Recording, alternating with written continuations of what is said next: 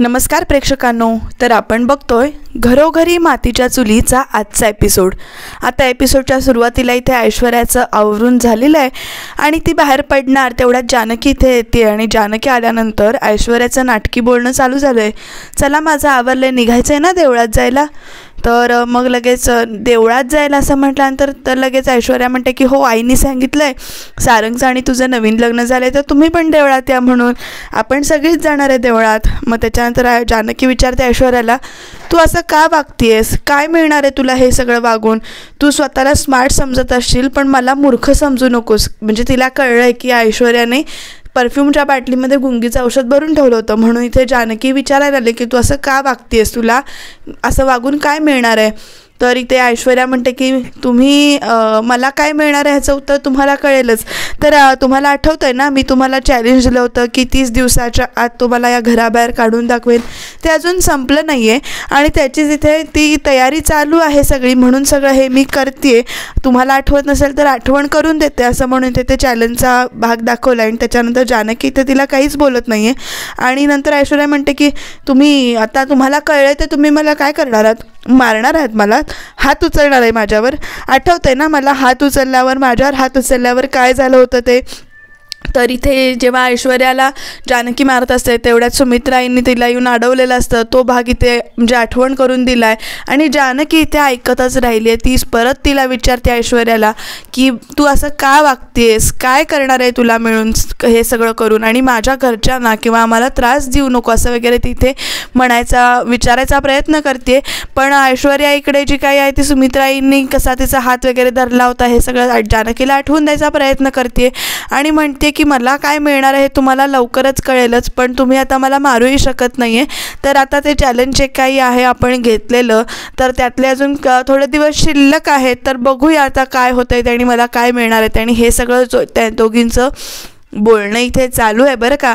आणि तेवढ्या तिकडे सुमित्राई आल्यानंतर लगेच ऐश्वर्या कशी बदलली आहे, कसा टोन तिनं बदलला आहे बघतच राहायला पाहिजे। अगदी अशी ती दाबात बोलत असते की तुला करून, अगं अरे तुरेवर बोलत असते जानकीला। आणि सुमित्राई आल्यानंतर वहिनी चला ना आपण जायचं आहे ना देवळात असं म्हणून अगदी गोड बोलते। आणि आईने सांगितलं आहे की तुम्ही पण म्हणजे तुमच्याबरोबर मी पण येऊ दे आणि मी कसं शिकेन सगळं तुमच्याकडून, सगळं बघून घेईन असं आईने सांगितले, त्यामुळे आपण जाऊया। तर लगेच सगळीकडे देवळात जायला निघत असतात तोपर्यंत ऐश्वर्या मुद्दामुन्ना ऋषिकेश आता कुठे दिसत नाही आहेत, अजून आले नाही आहेत का ते असं विचारते। आणि नंतर आपणच म्हणते का ते लगेच देवळात येणार आहेत का? तर इकडे जानकी हूँ तेवढं असं म्हणते। आणि आता बघूया पुढे काय होतंय ते, ऐश्वर्या नेमकी कशी चाल खेळतीये जेणेकरून ऋषिकेश तिथे श्राद्ध करतोय हे सुमित्राईंना कळेल। बघू आता काय होतंय ते। तर गाडीत बसल्यानंतर बाळासाहेबांचा फोन ऐश्वर्याला आलाय आणि आता ह्या सगळ्यांच्या समोर बोलायचं कसं, म्हणून ती आपली कोड्यातच बोलते की पार्सल माझं तुमच्याकडेच ठेवा, व्यवस्थित ठेवा। आणि बाळासाहेब तिकडनं सांगतायत की भटजींना ठेवलंय आणि मग लगेच ऐश्वर्या इकडे म्हणते की सोडा, सगळं व्हायला पाहिजे तर त्यांना तुम्ही सोडून द्या असं म्हणून सांगते। लगेच इकडे बाळासाहेबांना कळतं की आता तुमच्या बरोबर तरी आहे म्हणून तुम्ही असं बोलताय ना, तर ठीक आहे मी त्या भटजींना सोडतो आणि तुमचं पार्सल ठेवेल। आणि इकडे लगेच ऐश्वर्या म्हणते की माझं पार्सल सांभाळून ठेवा, मी येते कलेक्ट करेन। आणि आता सारंग विचारतो की कसलं पार्सल? तर लगेच इकडे बाळासाहेब लगेच त्यांच्या कामाला गेलेत की ऐश्वर्याने सांगितलं, त्यामुळे त्या भटजींना ते सोडायला गेले। आणि ऐश्वर्याला विचारले कसलं पार्सल? आईंचा वाढदिवस आहे ना, त्यामुळं काहीतरी सरप्राईज आहे, तुम्ही नका आत्ता विचार असं म्हणून सांगते। आणि आरसा जो काही आहे गाडीचा तो जानकीकडे करते आणि ह्या दोघींचे नजरेचे खेळच चालू आहेत नुसते बरं का। जानकीनं अजून काहीच केलेलं नाही आहे, आता बघू इथून पुढे ती काहीतरी करेल, ऐश्वर्याचा पर्दाफाश बघूया ते नेमकं काय करणार आहे जानकी, ते आपल्याला बघतच राहावं लागेल। तर आता इथे ऋषीजींची वाट बघत होते, गुरुजींची वाट बघत होते, तर गुरुजी इथे धापा टाकत आलेत आणि ते सांगतायत की एकानं माझी गाडी अडवली त्यामुळं मला उशीर झाला इथे, आणि तो भांडत होता।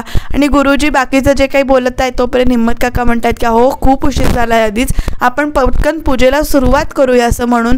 आणि इकडे पूजा मांडलेली आहे तर इकडे ही सगळी देवळात जायला निघाली आहेत आणि मध्येच ऐश्वर्या एकदम म्हणते की आपण म्हणजे सावकाश जाऊया कारण सारंग खड्ड्यातून गाडी घालतो। तर ऐश्वर्या म्हणते की अहो आपण सावकाश जाऊया, म्हणजे वाटेत कुठे थांबायचं असेल तर तिथे थांबू शकतो. सारंग म्हणतो की कुठे थांबायचं आहे, काही काम आहे का? तर लगेच ऐश्वर्या म्हणते हो ॲक्च्युली माझं काम आहे, तो नदीचा घाट आहे ना तिथे मला जरासं आणि नदीचा घाट म्हटल्यावर जानकी एकदम पॅनिक होते की आता तिथे नको, आत्ता कशाला, आपल्याला देवळात जायचं आहे. तर लगेच इकडे काही होत नाही, म्हणजे कशासाठी जायचं आहे तुम्हाला? तर सारंग विचारत असतो तिला. तर ऐश्वर्या म्हणते की अहो तुम्ही मला सगळंच बोलायला लावू नका, आपल्याला आईंसाठी सरप्राईज गिफ्ट घ्यायचं आहे मला, त्याच्यामुळे मला तिथे जायचं आहे. आता नदीचा घाट म्हटल्यावर जानकी पॅनिक होणार, म्हणून ऐश्वर्याने ते मुद्दामून म्हटले. जानकीला एवढं पण कळलं नाही आहे का, ऐश्वर्याला सगळं कळलं आहे, ते काही त्या गुंगीमध्येच आहे अजून, त्यामुळे तिला काही करायचं सुचत नाही असं मला वाटतंय. बघूया आता पुढे काय होतंय ते. सारंग इथे सारखं विचारत असतो की नेमकं काय काम आहे तुमचं. तर ऐश्वर्या सांगते की आईंसाठी गिफ्ट घ्यायचं आहे, सरप्राईज आहे, तुम्ही सगळं मला आत्ता बोलायला लावू नका ना. तर आई पण म्हणतात लगेच अगं सकाळीच तुम्हाला गिफ्ट दिलंच ना, तर परत कशाला? लगेच ऐश्वर्या म्हणते की नाही, तुम्ही आमचं कौतुक करताना, लाड करताना, तर आज तुमचा दिवस आहे, मी तुमचं कौतुक करणार. तर इकडे ऋषिकेशजीकडे पूजा, सगळे जे काही श्राद्धाचे विधी आहेत ते इथे चालू आहेत. विधी बघून हिम्मतरावांच्या डोळ्यामध्ये पाणी येतंय, कारण पार्वतीचा जो काही खरा मुलगा आहे त्याच्या हातून आज श्राद्ध होत असतं, त्यामुळे ते सुद्धा थोडे इमोशनल झालेत. आणि इकडे नदीघाटावर या सारंग, ऐश्वर्या, आई, सुमित्राई आणि जानकी आलेत. आणि एकदम ना सारंग म्हणतो की जानकी वहिनी ती बघ ऋषिकेश दादाची गाडी. आता ऐश्वर्या तर इथून निघून गेले आणि जानकी पण शोधत असते की घाटावर ऋषिकेश कुठे दिसतोय, कारण तो नसू देत अशी ती प्रार्थना करत असते. आणि एकदम सारंग म्हणतो ऋषिकेश दादाची गाडी असं म्हटल्यावर इकडे जानकी बघायला लागते. तेवढ्या तिकडे सारंग हसायला लागतो आणि म्हणतो की अगं ही नानांची ट्रिक आहे, त्यांनी मला एकदा सांगितलं होतं की बाईचं कुठलं तरी लक्ष वेधायचं असेल तर आपण असं म्हणायचं. आणि इकडे सुमित्राईसुद्धा बघून हसत असतात आणि त्यांचं पण समोर लक्ष जातं. आणि इकडे ऋषिकेशचं चालूच आहे, जे काही विधी चालू आहेत ते चालू आहेत. आणि सुमित्राईंचं गाडीकडे लक्ष गेल्यानंतर त्या थोड्या इकडे पॅनिकच होतात आणि म्हणतात अरे सारंग तू म्हणतोयस, चेष्टा करतोयस खरं, पण मला नाही ऋषिकेशचीच गाडी वाटते, जा बरं एकदा जाऊन बघून ये जा ऋषिकेश इथे कशाला आलाय ते. असं म्हटल्यानंतर आता इकडे पूजा तर चालू आहे आणि असं म्हटल्यावर सारंगला लगेच शॉक बसलाय की खरंच दादाची गाडी आहे इथे, म्हणून तो सुद्धा बघून येतो, म्हणून गाडीतून उतरलाय. आणि तो गाडीतनं उतरून बघतो तर होय ती ऋषिकेशचीच गाडी आहे. आणि आईला म्हणतो तुझी साठी आली, खरं तुझी दृष्टी खूप चांगली आहे, तू बरोबर ओळखलंस दादाची गाडी, खरं दादा आता इथे कशाला आलाय असं म्हणून इथे तो विचार करत असतो. तर जानकी पण अशी सुधीरबुधीर होऊन सगळीकडे बघत असते. आणि इकडे हिम्मतराव जे काही विधी चाललेत श्राद्धाचे ते इकडे बघतायत. गुरुजी इथे विधी सांगतायत, ऋषिकेश करतोय आणि इकडे हिम्मत काका बघतायत. सारंग लगेच जानकीला विचारतोय की इथे गाडी कशी काय आहे ऋषिकेशची आणि कसं काय इथे आलंय. तर आईचं कौतुक केल्यानंतर आई इथे गोड हसते की दृष्टी चांगली आहे म्हणून सारंग कौतुक करतो. आणि मग त्याच्यानंतर इथे आता खरी मजा चालू होते किंवा खरा सस्पेन्स इथं चालू होतो बरं का. जानकी पण म्हणते की मला काही माहिती नाही ही गाडी इथे कशी काय वगैरे. आणि सुमित्राई सांगतात सारंगला की आता तू ऑफिसमध्ये फोन करून विचार ऋषिकेश ऑफिसमध्ये आहे का.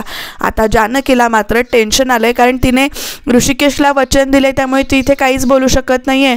सारंग ऑफिसमध्ये फोन करतोय तर ऑफिसमध्ये कळलं की ऋषिकेश ऑफिसमध्ये आलेला नाही आहे. आणि आता सुमित्राई जानकीला विचारतायत की तुला काही माहिती आहे का, तर काही कल्पना नाही असं म्हणून इथे जानकी म्हणते. आणि आता ऋषिकेश इथेच कुठेतरी असावा याची मात्र आईला खात्री झाली आहे सुमित्राईंना.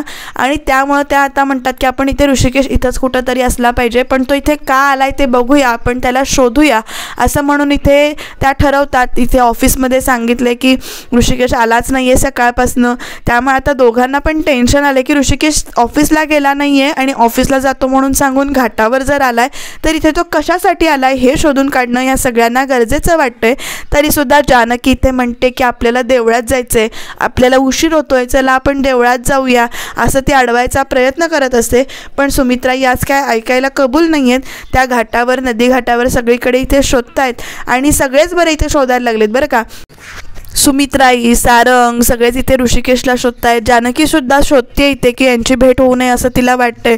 जानकी इथे अडवायचा प्रयत्न करते, पण इथे सुमित्राई थांबायचं नाव घेत नाही आहेत. आणि तेवढ्यात बाळासाहेब इथे ऐश्वर्याला म्हणतात की तुमचा जो काही नेम होता तो अगदी निशाण्यावर लागलाय आणि ही पिशवी काय करू असं तो विचारतोय. तर ऐश्वर्या म्हणते अहो दुकानात जाते म्हणून मी सांगून आली आहे, त्यामुळे ही पिशवी तुम्ही माझ्याकडे द्या असं ते सांगते. सुमित्राई आता शोधायला लागलेत.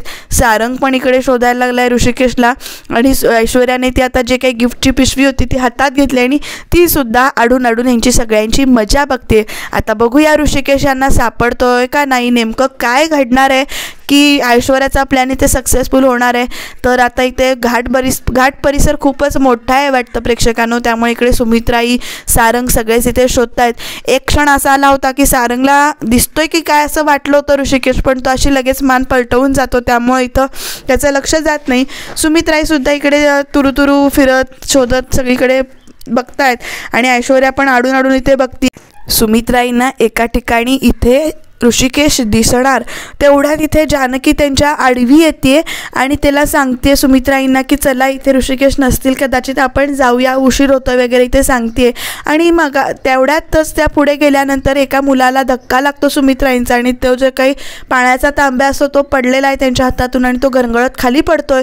तर तो मुलगा त्या ऋषिकेशचा आडवा आला आहे, त्याची आई आडवी आली आहे आणि ह्या सगळ्यामध्ये ऋषिकेश तिथंच आहे, सुमित्राईसुद्धा तिथेच आहेत. आणि ऋषिकेशला जेव्हा चटका लागतो उद्बत्तीचा तेव्हा तो आई ग म्हणतो आणि इकडे सुमित्राईंना एकदम ऋषिकेशनं आई ग म्हटलेलं जाणून येतं, कळतं आणि त्या समोर बघतात तर इथे ऋषिकेश त्यांना दिसतोय सुमित्राईंना. आणि तेवढ्यात ऋषिकेशसुद्धा त्यांच्याकडे बघतोय आणि आई म्हणून हाक मारतोय.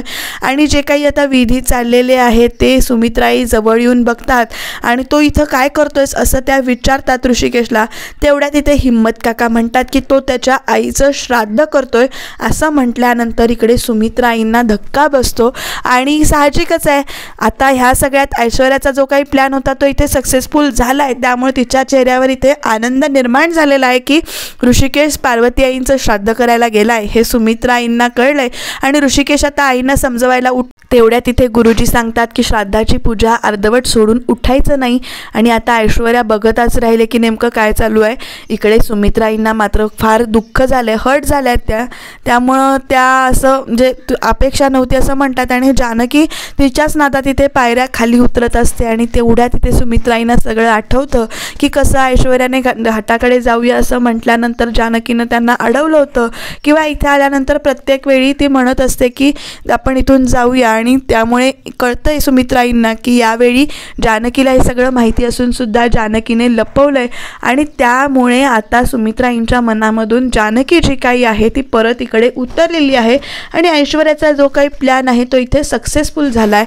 आणि त्या म्हणतात की तुला हे सगळं माहिती होतं म्हणजे, तर आता ती काहीच बोलत नाही आहे. आणि आता आई चिडून निघून गेल्यावर ऋषिकेश इथे विचारतोय की आईला कसं कळलं, तू सांगितलंस का. तर जानकी इथे म्हणते की मी काही आईंना सांगितलेलं नाही आहे, तुम्हाला वचन दिलं होतं त्यामुळे आईंना मी काहीच बोलू शकले नाही आहे. आता आई तर इकडे चिडून निघून गेले आहेत. बघूया आता पुढे काय होतंय ते. या सगळ्याचा आणि नाण्याचा काहीतरी संबंध ऐश्वर्या नक्कीच जोडेल ते आता उद्याच्या भागात आपल्याला बघायला मिळेल. आई इकडे चिडून गेल्यानंतर सारंगसुद्धा इकडनं निघून जातो, सगळेच आईच्या पाठनं जातात आणि ऋषिकेश इथे मात्र बसायला लागतं त्याला की पूजा संपेपर्यंत, श्राद्धाचे जे काही विधी आहे ते संपेपर्यंत बसायला लागतं. आणि इकडे उद्याच्या भागात ऋषिकेश आईच्या नावाने हाका मारत आलाय, मी आईनं समजावतो वगैरे तो सांगतोय, पण जानकी म्हणते की त्याचा काही आता उपयोग नाही आहे. आई चिडून निघून घरी गेल्या आहेत आणि असं व्हायला नको होतं वगैरे असं ती इथे जानकी ऋषिकेशला म्हणते. आता उद्याच्या भागामध्ये प्रेक्षकांनो आपल्याला वेगळंच काहीतरी बघायला मिळणार आहे असं मला वाटतंय.